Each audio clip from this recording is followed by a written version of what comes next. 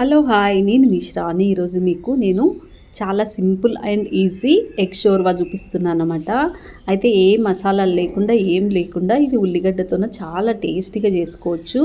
అయితే అన్నీ ఒకలా ఉంటాయి కానీ కొన్ని కొన్ని వేరుగా ఉంటాయి అనమాట. అందులో ఇది చాలా సింపుల్ అండ్ టేస్టీ.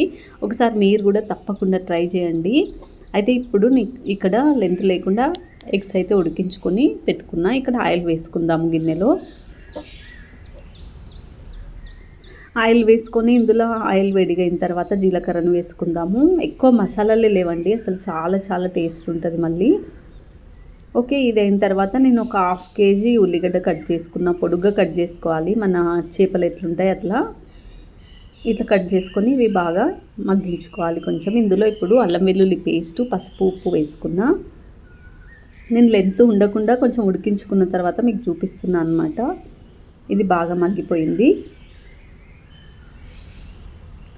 ఓకే, ఇప్పుడు ఇందులో గరం మసాలా, మిర్చి పౌడర్ వేసుకుంటున్నా. గరం మసాలా అంటే ఏం లేదండి, కొన్ని మిరియాలు, చెక్క, లవంగ, ఇలాచి, ధనియాలు, కొంచెం జీలకర్ర, కొంచెం మెంతులు, కొంచెం సోంపు అన్నమాట. ఓకే, ఇప్పుడు ఉడికింది. ఇందులో వాటర్ పోసుకున్నా.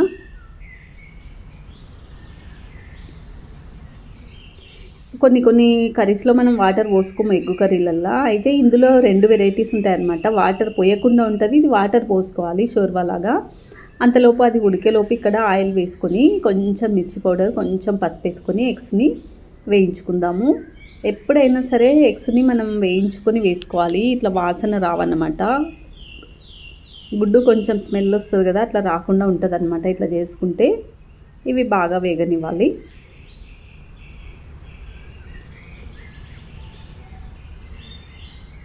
ఓకే, ఇక్కడైతే రెడీ అయిపోయింది. ఇంకా ఎగ్స్ని కూడా వేసేసుకున్నా. ఒకసారి ఉప్పు చూసుకోండి.